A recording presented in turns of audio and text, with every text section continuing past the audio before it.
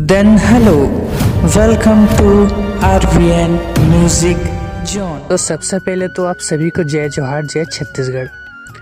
तो आज मेरे चैनल में 100 सब्सक्राइबर का एक छोटा सा पड़ाव पार कर लिया है।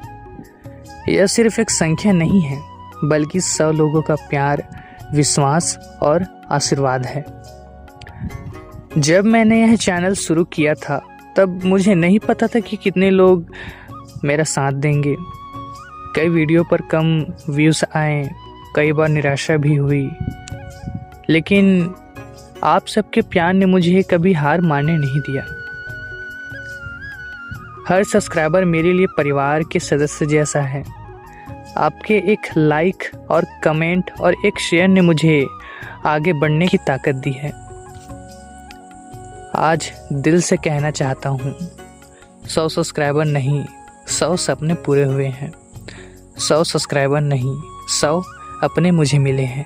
100 सब्सक्राइबर नहीं, 100 वजह मिली है मुझे आगे बढ़ने की। 100 सब्सक्राइबर नहीं, 100 लोगों का आशीर्वाद मुझे मिला है। हो चुका है। बस ऐसे ही अपना प्यार, आशीर्वाद और दुलार मुझ पर बना के रखिएगा। RVN म्यूजिक जोन की तरफ से कोटि कोटि आप सभी का